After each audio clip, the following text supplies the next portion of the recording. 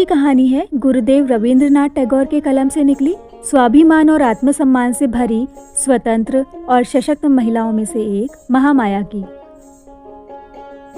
जब सती प्रथा अपने चरम पर थी, तब भी महामाया के स्वाभिमान के सामने चिता की अग्नि भी शांत हो गई। कहानी शुरू होती है नदी के किनारे बने पुराने शिव मंदिर के खंडहर से, जहां आज राजीव बहुत हिम्मत करके महामाया से अपनी मन की बात बताने आया था। महामाया ऊंचे घराने की 40 वर्ष की अविवाहित कन्या है। सौंदर्य ऐसा कि शरद की धूप के समान पक्के सोने के रंग की प्रतिमा सी लगती है, उन्मुक्त और निर्भीक। उसके पिता नहीं थे, केवल बड़ा भाई है। उसका नाम है भवानी चरण। भाई बहन का स्वभाव एक सा ही है। मुख पर ऐसा तेज होता है कि दोपहर की सूर्य की तरह चुपके से सब कुछ जला देते हैं। खासकर भवानी चरण से लोग अकारण ही भय खाया करते हैं। राजीव लोचन परदेसी है। राजीव के पिता यहाँ एक रेशम की कोठी में काम करते थे। उसके पिता के स्वर्गवासी होने के बाद कोठी के बड़े साहब ने राजीव की लालन पालन का सारा भार अपने सर ले लिया। राजीव की देखभाल के लिए केवल उसकी बुआ साथ थी। राजीव अपनी बुआ के साथ भवानी चरण के पड़ोस में रहता था। महामाया उसकी बाल सहचरी थी और राजीव की बुआ के साथ उसका सुदृढ़ स्नेह बंधन था। 19 वर्ष की आयु होने पर भी राजीव ने अपने बुआ के अनुरोध पर भी विवाह करना नहीं चाहा। कुछ समय बाद बुआ भी स्वर्गवासिनी बनी। इधर ताकत से अधिक खर्च किए बिना महामाया के अनुरूप और योग्य पात्र मिलना कठिन हो रहा था और उसकी कुमारी अवस्था भी क्रमशः बढ़ती जा रही थी।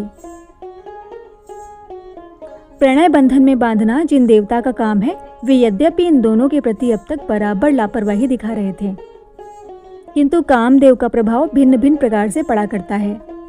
उनके प्रभाव में आकर राजीव अपने मन की दो बातें कहने के लिए पर्याप्त अवसर ढूंढ रहा था, पर महामाया का निस्तब्ध गंभीर चितवन राजीव के व्यथित हृदय में एक प्रकार का भय पैदा कर देती थी। आज बहुत साहस बटोरकर राजीव उसे उस शिवालय के खंडहरों में ला सका।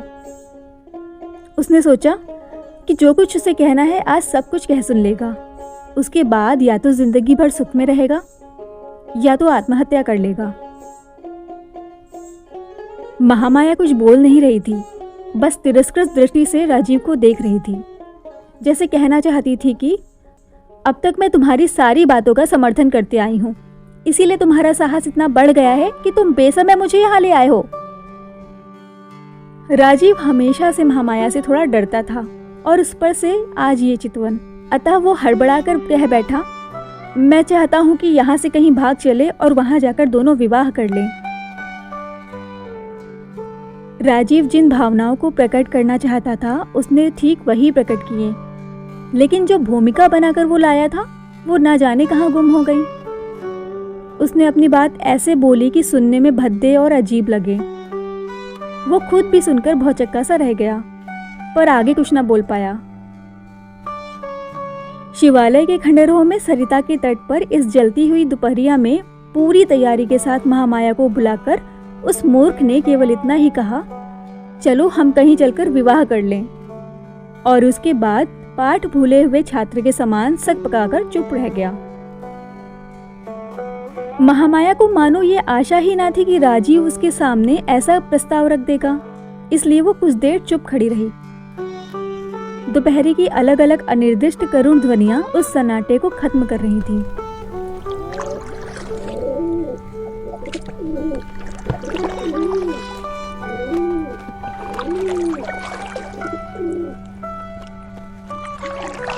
राजीव को महामाया के मुख की ओर देखने की हिम्मत नहीं हुई। वो चुपचाप दूसरी ओर निहारता रहा। कुछ देर बाद राजीव ने भिक्षुक की तरह महामाया के मुख की ओर देखा। महामाया ने उसका मतलब समझा और सिर हिलाते हुए कहा, नहीं, ऐसा नहीं हो सकता। राजीव निराश हो गया, क्योंकि वो जानता था कि महामाया का फैसला उसकी अपने मन से होता है और किसी में इतनी ताकत नहीं कि उसे बदल सके। कुछ भी हो, महामाया समझ गई थी कि उसके अपने ही विचारों और व्यवहार के कारण राजीव का घमंड यहाँ तक चढ़ गया है, और उसी क्षण वहां से जाने लगी। राजीव ने उसी समय कहा, कल ही यहाँ से चला जा रहा हूँ। महामाया ने पहले तो विचारा कि अब उसे ऐसा भाव दिखाना चाहिए कि जहां चाहे रहे, इससे उसे मतलब नहीं, पर दिखा न सकी। पग बढ़ाना चाहा पर बढ़ा ना सकी। उसने शांत मुद्रा में पूछा, क्यों? राजीव ने कहा, हमारे साहब की यहाँ से सोनपुर के लिए बदली हो गई है, वे जा रहे हैं, सो मुझे भी साथ लेते जाएंगे। महामाया कुछ देर तक कुछ न बोल सकी। थोड़ी देर बाद उसने अपने होठों को थोड़ा सा खोलकर कहा, अच्छा, और इतना ही कहकर वो जाने लगी। इतने में राजीव ने चौंक कर कहा, भवानी बाबू। महामाया ने देखा भवानी चरण शिवालय की ओर आ रहे हैं। समझ गई कि उन्हें सब पता लग गया है। राजीव ने महामाया पर अकस्मात मुसीबत आते देखा तो शिवालय से भागना चाहा, किंतु महामाया ने हाथ पकड़कर उसे रोक लिया। भवानी चरण शिवालय के खंडहरों में पहुंचे और फिर एक बार चुपचाप दोनों की ओर देखा। महामाया ने राजीव की ओर देखते हुए अविचलित स्वर में कहा, राजीव, मैं तुम्हारे घर ही आऊंगी, तुम मेरी राह देखना। भवानी चरण चुपचाप शिवालय से बाहर आ गए। महामाया भी चुपचाप उनके पीछे चली आई और राजीव चकित सा होकर वहीं खड़ा रहा, मानो उसे फांसी का दंड सुनाया गया हो। उसी दिन रात को भवानी चरण ने विशेष रेशमी साड़ी लेकर महामाया को दी और बोले, इसे पहनाओ। महामाया उसे पहनाई। उसके बाद बोले, अब मेरे साथ चलो। आज तक भवानी चरण की आज्ञा का किसी ने उल्लंघन नहीं किया था। महामाया भी चुपचाप चल दी। दोनों नदी के किनारे शमशान भूमि पहुंचे। वहां गंगा यात्री के घर में एक बूढ़ा ब्राह्मण अंतिम घड़ियां गिन रहा था। उसकी खटिया के पास दोनों पहुंचकर खड़े हो गए। घर के एक कोने में पुरोहित ब्राह्मण मौजूद था। भवानी चरण के संकेत से वो शीघ्र ही शुभ अनुष्ठान की तैयारियां करके पास आ खड़ा हुआ। महामाया समझ गई कि इस मृत्यु को आलिंगन करने वाले इंसान के साथ ही उसका विवाह होगा। उसने रत्ती भर भी विरोध नहीं किया। पास में ही जलती हुई दो चिताओं के प्रकाश में उस अंधेरे से घर में उस मरणासन्न व्यक्ति के साथ महामाया का पारिग्रहण संस्कार करा दिया गया और अगले ही दिन महामाया विधवा हो गई। इस दुर्घटना से महामाया को तिल मात्र भी शोक न हुआ और राजीव भी अचानक महामाया के विवाह की सूचना पाकर जैसा दुखी हुआ था, वैधव्य की सूचना पाकर उससे कुछ खुशी सी हुई। पहले उसने सोचा कि साहब को सूचना देकर उसकी सहायता से इस अत्याचार पर किसी प्रकार प्रतिबंध लगा दे। तभी उसे याद आया कि साहब तो सोनपुर जा चुके हैं। राजीव को भी वो साथ ले जाना चाहते थे, पर एक मास का अवकाश लेकर वो यहीं रह गया। महामाया ने उसे वचन दिया है, तो मेरी राह देखना। उसकी वो किसी प्रकार भी उपेक्षा नहीं कर सकता। इतने में बड़े जोर की आंधी के साथ मूसलाधार वर्षा होने लगी। आंधी क्या थी, भयंकर तूफान था। राजीव को ऐसा महसूस होने लगा मानो अभी उसके सर पर मकान ही टूट पड़ेगा।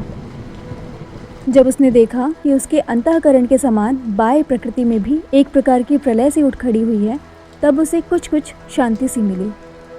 उसे ऐसा प्रतीत होने लगा मानो स्वयं प्रकृति ही आकाश पाताल एक करके उससे कहीं अधिक शक्ति का प्रयोग करके उसका काम पूरा कर रही है। इसी समय बाहर किसी ने द्वार पर जोर से धक्का मारा। राजीव ने जल्दी से दरवाज़ा खोला। घर में भीगे वस्त्र पहने एक स्त्री ने प्रवेश किया। चेहरे पर लंबा अवगुंठन पड़ा हुआ था। राजीव ने उसी क्षण पहचान लिया, ये तो महामाया है। उसने आवेश भरे स्वर में पूछा, महामाया, तुम चिता से उठाई हो? महामाया ने कहा, हाँ, मैंने वचन दिया था कि मैं तुम्हारे घर आऊंगी, उसी वचन का पालन करने आई हूँ। लेकिन राजीव, अब मैं ठीक पहले की तरह नहीं हूँ। मेरा सब कुछ बदल गया है, लेकिन अपने मन में महामाया हूँ। अब भी बोलो, और यदि तुम मुझे वचन दो कि तुम मेरा अवगुंठन कभी नहीं हटाओगे, मेरा मुख कभी ना निहारोगे, तो मैं जीवन भर तुम्हारे साथ रह सकती हूँ। मृत्यु के चंगुल से वापस मिल जाना ही बहुत है।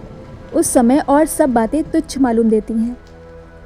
राजीव ने शीघ्रता से कहा, तुम जैसे रहना चाहो वैसे रहना, मुझे छोड़कर जाओगी तो मैं रह नहीं सकता। महामाया ने कहा, तो अभी चलो, जहाँ तुम्हारा साहब गया है मुझे वहीं ले चलो। घर में जो कुछ था सब कुछ छोड़ छाड़ कर राजीव और महामाया उसी प्रकृति के प्रकोप में निकल पड़े। ऐसा बवंडर चल रहा था कि खड़ा होना मुश्किल था। उसके वेग से कंकड़ियां उड़ उड़कर बंदूक की छर्रों के समान शरीर में चुभने लगी। श्रोता इस कथा को कोरी कवि कल्पना ही ना समझें। जिन दिनों यहाँ सती प्रथा प्रचलित थी, उन्हीं दिनों ऐसी घटनाएं कभी कभी हो जाया करती थी। महामाया के हाथ पैर बांधकर यथा समय चिता में रखकर उसमें आग लगा दी गई थी। आग भी खूब जोरों से जल उठी थी, लेकिन उसी समय बहुत जोर का बवंडर उठा और मूसलाधार वर्षा पड़ने लगी। जो दाह संस्कार करने आए थे वे शीघ्रता से गंगा यात्री वाली कोठी में जा छिपे और भीतर से द्वार बंद कर लिया। इसी बीच महामाया के हाथों में बंधा कपड़ा जलकर भस्म हो गया और हाथ खुल गए। असहाय दाह पीड़ा में मुख से कुछ न कह सकी, परंतु उठकर बैठ गई और पैर की रस्सी खोल डाली। इसके बाद वो सबसे पहले घर आई। घर में कोई नहीं था, सब शमशान गए थे। दीपक जलाकर एक धोती पहनकर महामाया ने एक बार दर्पण में अपना चेहरा देखा और दर्पण जमीन पर दे पटका। फिर कुछ देर वहीं बैठी बैठी सोचती रही। उसके बाद चेहरे पर लंबा अवगुंठन किया और राजीव के घर की ओर चल दी। इसके बाद जो हुआ वो आप सब जानते हैं। महामाया अब राजीव के पास ही रहती है, लेकिन राजीव के जीवन में सुख शांति नहीं है। दोनों के बीच केवल अवगुंठन का ही व्यवधान है, लेकिन वो अवगुंठन मृत्यु से भी बढ़कर पीड़ा उत्पादक है। एक तो पहले ही महामाया की शांत प्रकृति है, उस पर से ये अवगुंठन। राजीव अब ऐसे रहने लगा जैसे उसे मृत्यु की चलती फिरती पुतली ने घेर लिया हो। वो पुतली उसके जीवन को आलिंगन करके नित्य प्रति उसे क्षीण करती जा रही है। राजीव पहले जिस महामाया के नाम से परिचित था, उसे तो उसने खो दिया। अब तो वो केवल उसकी सुंदर बाल स्मृति पर ही जीवन को अवलंबित करके इस दुनिया में रह सकता है, परंतु उसमें भी अवगुंठन युक्त पुतली सदैव पार्श्व में रहकर बाधा पहुंचाती रहती है। रात दिन साथ रहती हुई भी वो इतनी दूर चली गई है मानो राजीव से उस दूरी को पार नहीं किया जाता। इस प्रकार ये दोनों चिरपरिचित संग रहित साथी भिन्न भिन्न जीव के रूप में बहुत काल तक साथ बने रहे।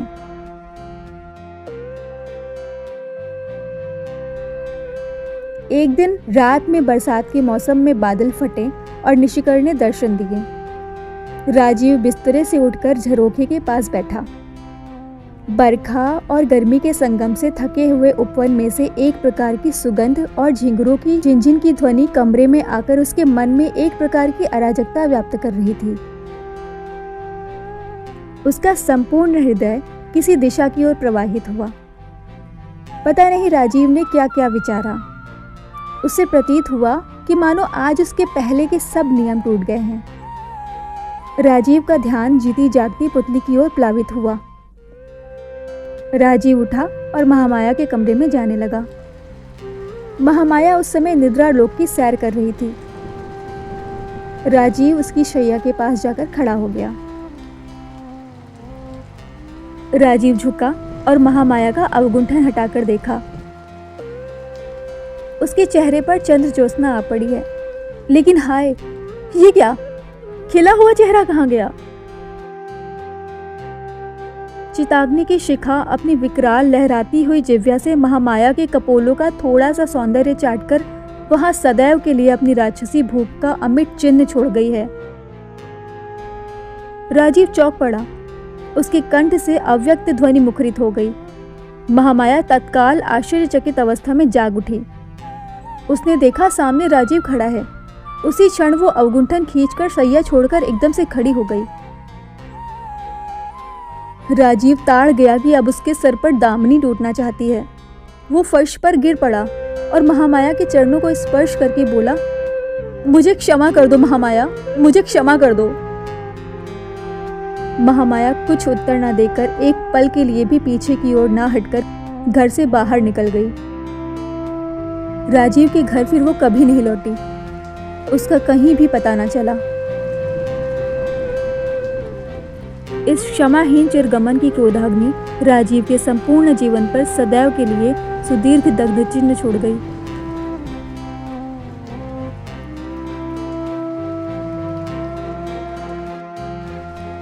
आशा है आपको कहानी पसंद आई होगी। अगर हाँ तो चैनल को लाइक करें, सब्सक्राइब करें और कहानी को शेयर करें। धन्यवाद।